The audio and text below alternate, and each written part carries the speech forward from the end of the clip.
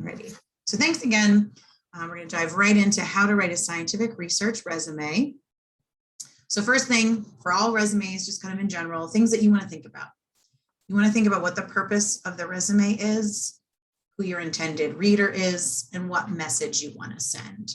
Again, we're kind of really talking and tailoring it to research resumes. So knowing that already there's going to be different types of resumes, right? So if you were applying to a lab to get a research position, that resume might look different than the resume that you write to find a part-time job just to make some money, not necessarily worried about it being, related to your field of interest. Or it might look different than a resume that you turn in, trying to get a scholarship or trying to get into a specific program or something like that.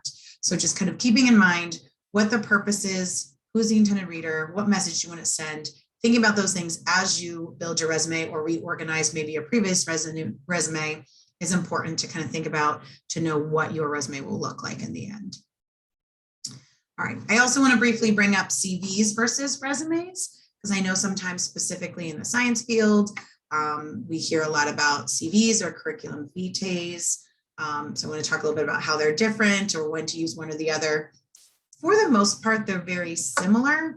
The thing to remember is CVs are often much longer. So for your purposes, a resume is probably only going to be one page. Exceptions being, if you're applying to graduate school or professional school, or you're many years out from Maryland and you have lots of experience. CV in general is just as many pages as you need it to be.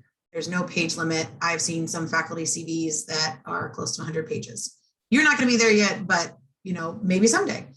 CVs tend to be used for academic positions. So if you were thinking of, going on and becoming a faculty member, you might use a CV. Sometimes also in the international space, they might use the word CV to mean a CV or a resume. For the most part, you might be using a resume, but sometimes, like I said, in research or academic spaces, they might use the words interchangeably. But I would say the things that show up on a CV more often than a resume might be, teaching appointments, they might be publications, they might be, presentations. But if publications or presentations or teaching appointments were relevant to the work that you want to get into, and lots of times in this space, publications and presentations will be, those can go on a resume too. There's nothing that says it can't go on those things. Just across all fields, you don't tend to see them as much on resumes. So hopefully I didn't further confuse you with that. They're very similar. I just feel like a CV is long and includes anything and everything, where your resume is going to be more tailored to the very specific position that you're applying to. All right, so getting into the elements of resume. Chances are you've written one at this point, at least to come to Maryland or maybe for another internship or part-time job, something like that. Things you want to remember: your heading, that's your contact information, right? Your name, potentially your address, your email, and your phone, you're definitely going to want on there. You don't need to worry about listing multiple addresses because they will probably not mail you something. They will probably email or call you. So really just listing one will be fine. You don't have to worry about a school address versus a permanent address if they're different. If you want to use one, but just make sure it's very clear, the phone and the email that you want them to reach out to. Education, so the University of Maryland, of course, is going to be on there, the degree you're pursuing. You don't need to list your high school. They're going to know that you have a high school diploma because you're here at Maryland. Now, you will see that I have listed skills next. They don't have to be next, but often I encourage them for CM&S majors to have them right under education, because I find that they tend to be very relevant, right? Again, depending on the position, but we're talking about research resumes here. Chances are you're going to have specific research, technical, maybe language, lab skills that are relevant, lab being probably the most relevant. And so you might want to list specific equipment that you know how to use, processes, procedures. And because it can kind of be a short section and you can kind of list them off, it can be helpful to employers so they can take a quick glance at it and see very quickly the skills that you have, and then they can look further down into the experience, the bulk of your resume, and see how and when you've used those skills. So again, not required, but I think if you have very relevant skills like research, technical, or lab skills, I would highly recommend putting that right under education. And then of course, the bulk of the resume is going to be your experience, either section or sections. You might decide to split it up in a number of different ways. And that can be any kind of experience, any experience that has given you skills. So paid, unpaid, doesn't matter, short-term, long-term, whatever. So this could be an internship. This of course could be research. This could be clinical experience, potentially volunteer opportunities, class projects, side projects you decide to do outside of class, study abroad opportunities, leadership, part-time, teaching, tutoring, other things that I probably have forgotten to put on this list, but basically anything that has given you a skill set that an employer might be interested in could potentially be in your experience section or sections. Now I say sections because you might decide to take the most relevant experience and make that its own section and have other experience in its own, so that way you can kind of keep that towards the bottom. Whatever makes sense for sharing the information and the most important information closer to the top, whatever works for you is what you should do. All right, so getting into the education, I talked a little bit about this. You want to list the full degree, so Bachelor of Science and then your major. If you're in biology, listing biological sciences, but then also your concentration, remembering that, if you're Gen Bio or Microbio, that's the concentration. The major is actually biological sciences. But again, full name, so it's not Bachelor's in Chemistry, it would be Bachelor of Science. Listing the University of Maryland, your expected graduation date. If your GPA is above a 3.0, I would definitely list it. If it's under that, usually we say not to, but if there's, an employer that specifically specifies that they want to see it, then great, put it on there. You could potentially list classes. Just remember that they're going to expect, if you are a, geology major, that you've taken some geology classes. So you may not need to list every single geology course you've taken. If there's some that are really unique, maybe you want to list it. Or more advanced, great. But keep in mind that the people in the same major as you are going to have taken similar classes, so that may not help you stand out as much as you want. All right, so getting into experience. This is what's going to set you apart. This is where you're going to be able to talk about what you've done, what you've accomplished. You want to be detailed but concise, so this shouldn't be long paragraphs, it should be bullet points, starting with those strong action verbs that help to tell the story of what you did, what you accomplished, what you achieved in each of these positions that you've had, or maybe still have. When possible, quantifying the experience using numbers, whether that's just a strict number of members in an organization you were a part of, or maybe money that you helped raise, or the percentage of new members that you helped gain, or the, some way that you made something more efficient. Any way that you can kind of add that detail in can help kind of show the impact that you've made. And again, I've talked a couple times and said, specifically accomplishments or achievements. Yes, part of the description is probably going to look a little bit like the job description, but it shouldn't just simply be repeating the job description that you applied for. You really want to talk about what you've achieved or accomplished in that role, how you have helped to contribute to the bigger picture of what's been accomplished.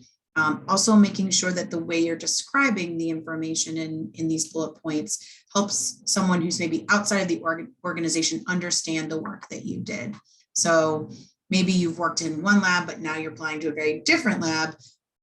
The person in this second lab, this new lab, may not completely understand the work that you did in this first one. And so being a little bit more expressive and sharing that information, if you're going from two very different areas, could be helpful for them to understand the work that you did. You can list projects, and if you're going to do that, make sure you don't just talk about the project and what the project accomplished, but specifically your role. So were you the leader? Were you the person who wrote up the report afterwards? Were you the person who presented to the class? Did you have some other kind of helping role? These are all good things, but sharing in context how you contribute to that project is helpful beyond just this is what the project was as a whole. And then, of course, when you're talking about your experience, you want to be honest. If you were a cashier, just say you were a cashier. Don't try to make the title any more inflated than it is. The truth is a lot of employers have had the same jobs, starter jobs that we did. And so sometimes they will relate to that and say, oh my gosh, man, I remember being a server. That's one of the hardest jobs, but you gain so many skills. And if they've been in that same position, they might relate to you on that level. They might realize that you have more skills than maybe someone else does that hasn't been a server. It's obviously not going to be the first thing on your resume, but it's definitely worth mentioning. Sometimes you can find someone who's had a similar experience and they can relate to you that way. Also think about not just the very specific, as a cashier, you took their money and rang them up and that kind of thing. Most people know that. Talk about the transferable skills. What are the bigger picture skills that are going to be important no matter what role you're going into?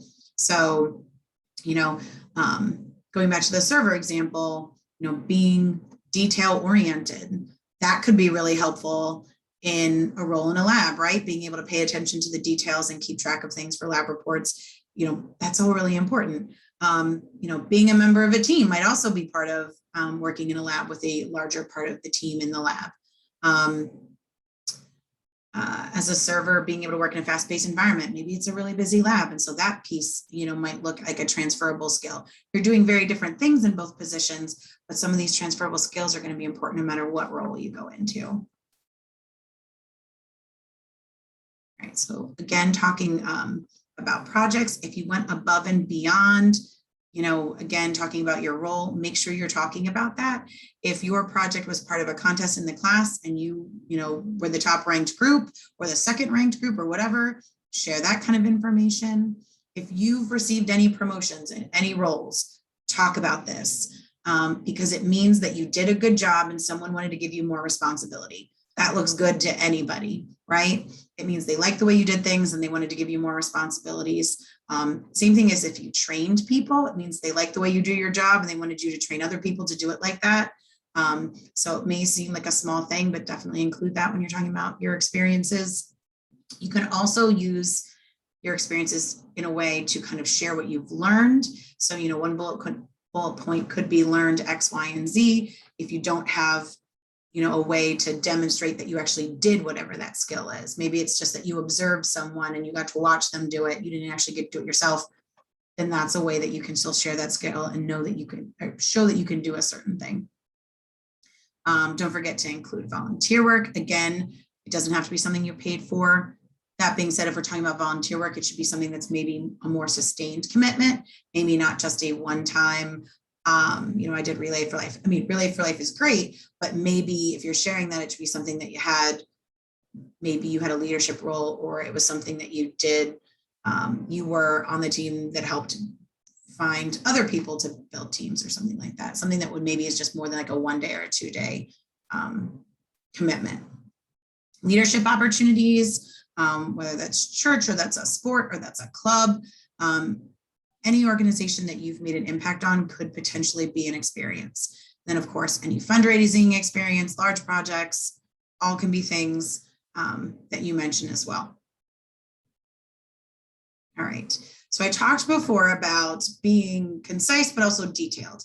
Most people, even if they haven't lived in a residence halls, have heard about RAs and kind of generally have the gist and know what they do. They're responsible for residents in the hall. They plan programs. They might, in some cases, advise a hall's council. We can all agree on that. Hopefully, we can also agree that the second version of this looks better, right? There's more details beefed up. It looks more impressive. And it's not that the first one is wrong or incorrect. It's that the second one just gives you so much more detail and information and just kind of gives a little bit more context to the position. So you should be aiming with your positions to make them look like this second one and less like the first one. And if you have ones right now on a resume that look more like the first one, think about how you can add detail and explain them a little better to give them the full weight of how impressive they are. All right, so now getting into the heart of it, probably what you most wanted to talk about or want to hear me talk about. Again, I mentioned skills before. This is really, really important if you're looking for research positions in a lab. And this doesn't mean that they have to be things that you did in another lab. Like if you're just trying to get your first out of the class experience, that's totally fine. You can take skills that you've learned from lab courses you've taken, and those can go on your resume. It doesn't necessarily have to be something that you learned in a lab outside the class. So if there's something you're learning now in class, that can be on there. Again, lab skills, processes, procedures, techniques, machinery, software, equipment, programming languages, whatever it is, whatever you feel confident doing and using should be on there. If it's something that you did once and you don't think you'd remember how to do it now, I would maybe not list it, just because that's not something you'd probably be super confident in. But if it's something like you've done it a few times and with a quick refresher, you'd be good, maybe worth listing yourself and talking about how maybe you have beginner skills in that area. So it can be things that are work in progress. If you are working towards future certifications, that can be on there. And of course, if you have current certifications, those can go on there.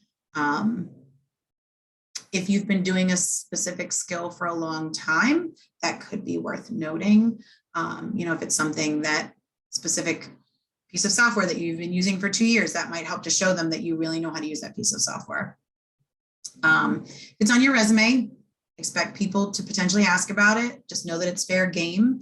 It's part of the reason I say if it's something you've only done once, you may not want to list it, because if they pick the one thing that you don't feel as confident talking about to ask you about, it'll look bad if you're like, oh, I didn't really ever use that, or I don't remember, or, you want to list things that you can talk about and how you use them.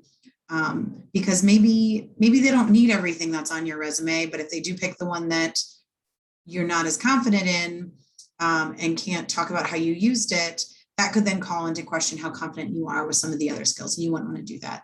So listing things and knowing that anything that's on your resume is fair game is just important to remember.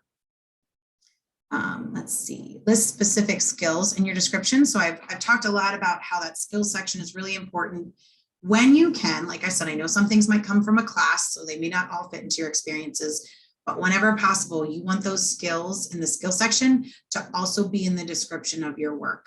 So if you're talking about your experience in a lab, you want those bullet points to talk about the different equipment that you use, the processes, the procedures, whatever it is, the software.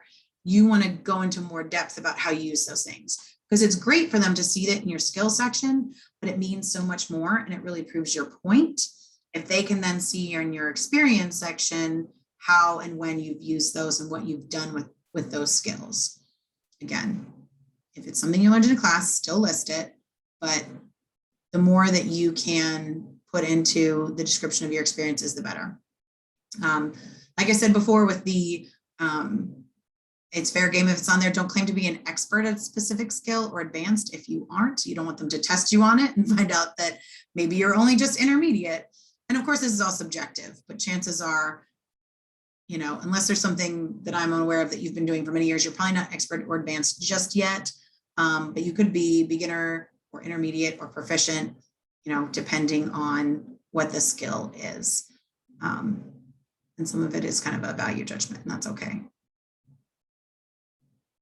All right.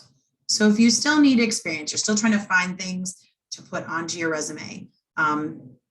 Say here, volunteer for a job that is similar to your interests, your passion for research, anything. So maybe you've been looking around, you haven't found a research opportunity yet, you've emailed a bunch of professors, you've applied to things online, nothing's really worked out yet.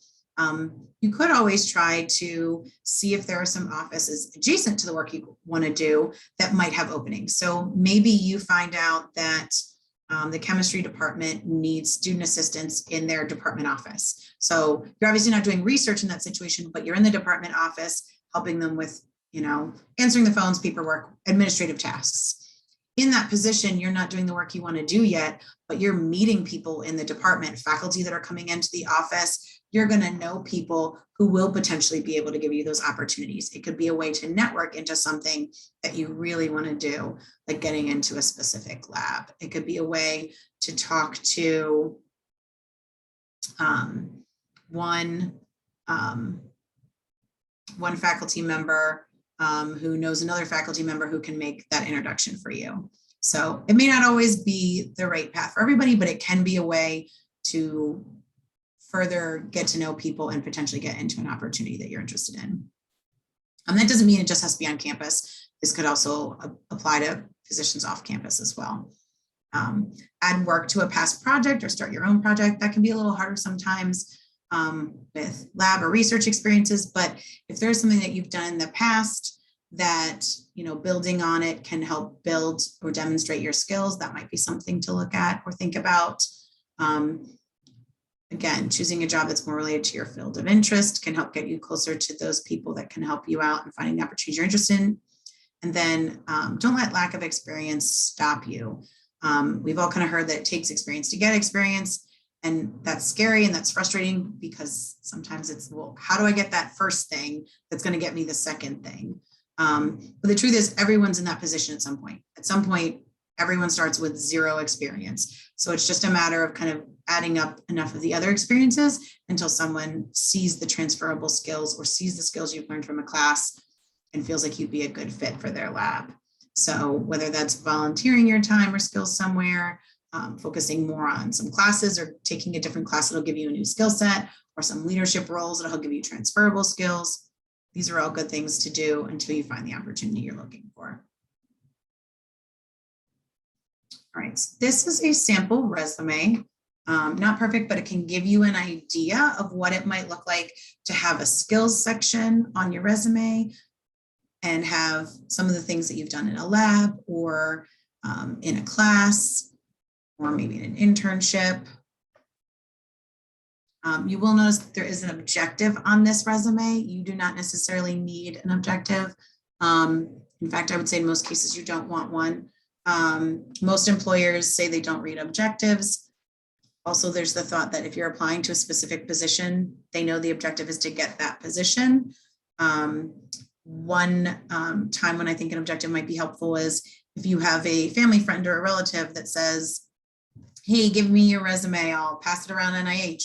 You probably want to put an objective on there that kind of says what you're interested in doing, because you want to just hear about anything. You want to make sure it's related to some of your interests or the work that you want to do. And that's true for anywhere, not just NIH, of course, but my go-to example at the moment. And what you can't see because of how it's cut off on here is this person also has a section underneath of their research experience that says other experience, and it lists part-time jobs. So those things can be on here as well. You're just going to put your most relevant experience. And in this case, for Alan, it's his research experience up top, and then some of his transferable skills type experience is going to be below. All right, so general resume tips for all types of resumes. You're going to want to keep it to 10 to 12 point font. You don't want it to be too big where it looks like you're filling the space just with bigger font. Of course, your name should be the biggest thing on the page and can be bigger than 10 or 12 point, but the main body of everything should be 10 to 12.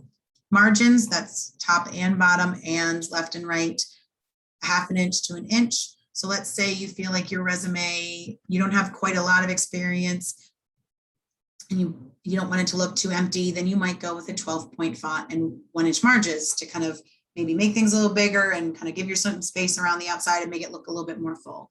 Maybe you have a ton of experience and you're trying to fit more on there. You might decide to go with a 10 point font and 1/2 inch margins so you can kind of fit more.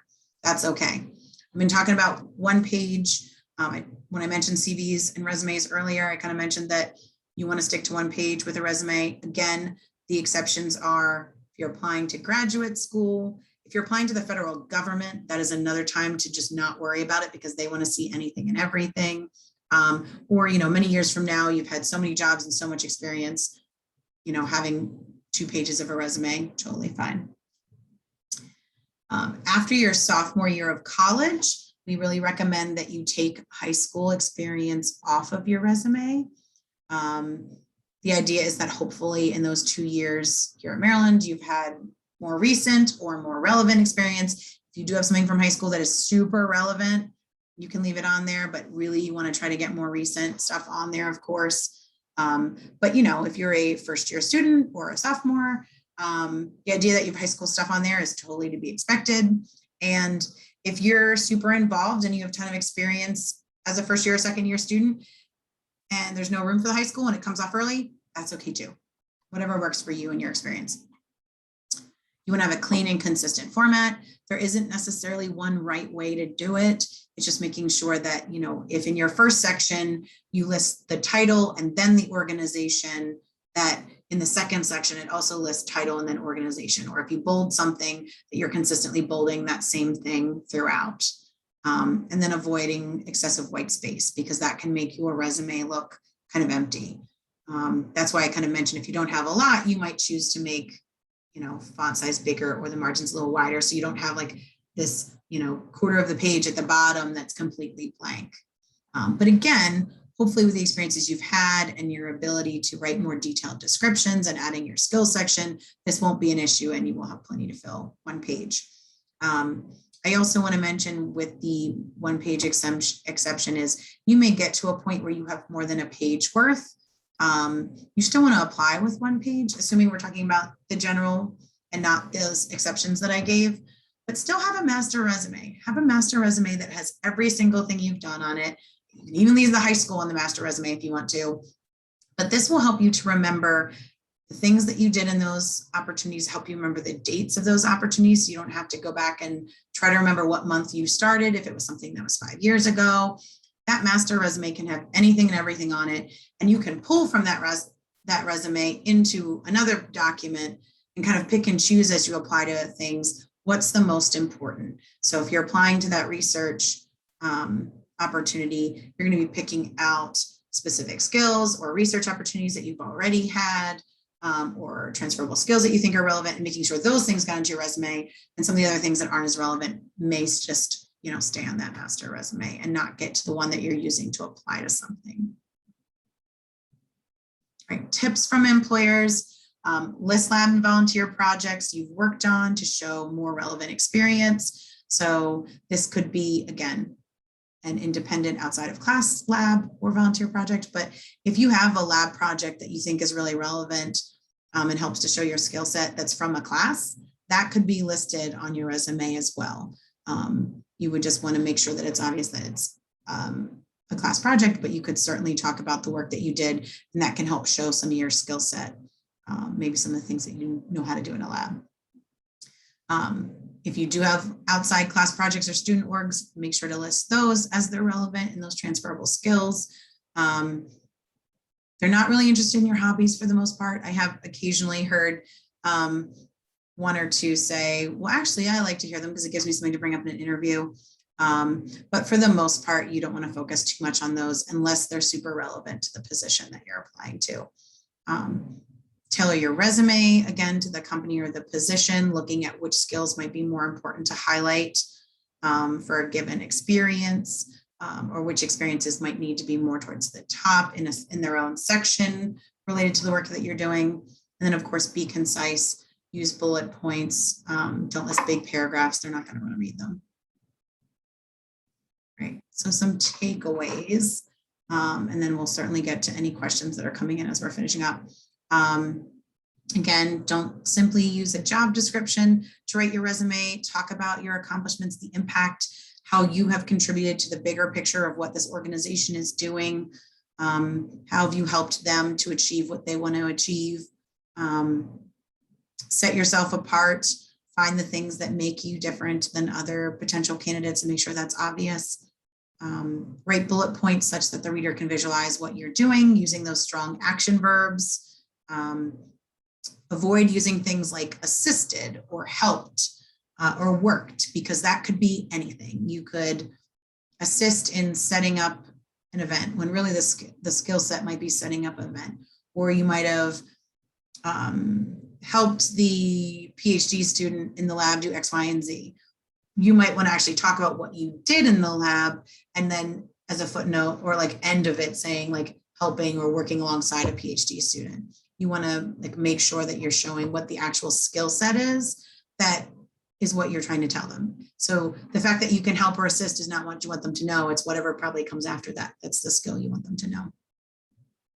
Remember, there's a good chance your resume could be scanned. So make sure that relevant words are being used throughout your document, your resume. And then pop at the top, I kind of talked a little bit about this. If there are certain experiences that are more impressive or more important, that might be where you have the section that is for your research experience or your relevant experience. And that's the top experience section. And then maybe you have a section that says other experiences and so the other things that aren't as related, but you still want to list. So make sure that they can find the most important experiences.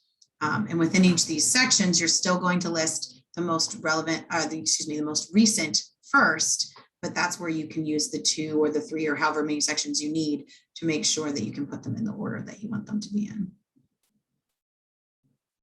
All right, so I also want to mention some opportunities that we have coming up.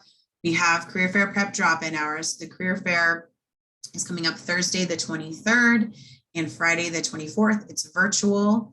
I will have hours this Wednesday from 2 to 4. There's also hours next week that Jeffrey is doing, all in the same office. You can just stop by. You don't have to sign up for them. So if you have questions, you want someone to look at your resume and review it, or you've never been to a virtual career fair and you want to know what to expect or what to say, stop by and chat with one of us. We'll be sitting here waiting for you. And then I know this says the 22nd. It was originally going to be a 3-day fair. It's now only a 2-day fair, so ignore that. It is the 23rd and 24th, that Thursday and Friday. And then we also have some other events, some career panels coming up this fall. So October 5th, we have the startup career panel. We have a couple of technical startups, but we also have someone that works at a health startup. So if that's something of interest to you, definitely come out and hear what she has to say about her position. She's actually someone who started as an intern and was offered a full-time job upon graduation. So that she has kind of a fun story to talk about. And then we're also going to have a diversity in STEM panel as well. We're going to talk to some alumni and some of their experience being members of underrepresented, historically underrepresented groups within the sciences and within STEM. And then I have Jeffrey's contact information on here. Not that you can't contact me, but I am actually transitioning into a new position. And so after this week, you'll definitely want to reach out to him if you have any questions, and his contact is on here. But what questions do you have right now? I think I see maybe a few started to come through. Yeah, so there was, I just think one question that came through. So a student was asking if you get like a certification, like a professional certification, either from like a university, like in a different department or something, where should you list that certification? I've actually seen certifications listed in a couple different places. Sometimes someone might put it under education. I've also seen it sometimes listed and have a section that might say skills and certifications. I would say if it's something related to the work you want to do, I would probably say do a skills and certification and like list them together.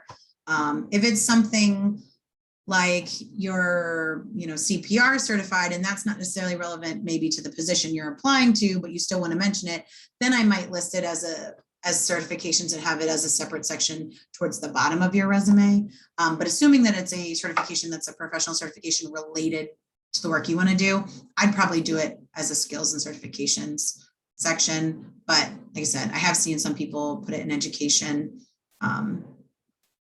So you could do that too. I think it's just my personal preference that I like just kind of having the university there, but you certainly can, and I've seen it in that section too. And that's the other thing. I just kind of hinted at this. I just said it was my personal preference. With resumes, it's often about people's personal preference. So like the things that we've talked to today are good, general, mostly agreed upon things. Like even when I talked about hobbies, I said I've had a few people say, actually, I kind of like to see them. You're never going to have your resume in a way that's perfect to everybody. And that doesn't mean that if they look at it and they have a personal preference that they're going to throw it out the window.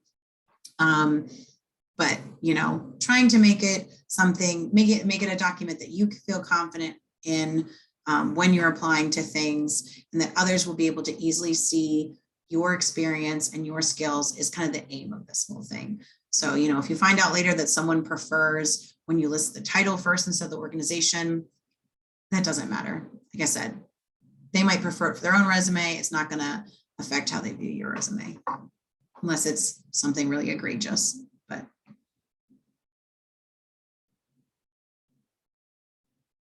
any other questions? Or need me to go back to any slides? I'm making this easy on me, guys. All right, well, I'll hang around for another minute or two in case you decide you have a question. Thank you for attending. If you didn't sign in, I know Jeffrey put the kiosk information there a couple times. Please do that just briefly, but otherwise, have a great week. Good luck if you decide to attend the career fair, or good luck in, applying to research opportunities. Thank you. You're welcome. Oh, that's a great question. Important to list the names of previous research advisors. I find that it's not really necessary. I see it more on CVs, and I see it sometimes on like federal resumes, like for the federal government. For most opportunities, you don't have to. Like if you're applying to a biotech company, they are usually not as concerned with seeing that. I think you can list it on there if you want to, but it's usually not necessary. But if you think that the research name, like if it's someone big that people would recognize, then yes, you definitely want to list it. If you're applying to graduate school and you worked under someone that's well known in the field, you're going to want to mention their name. But in most cases, it's not necessary.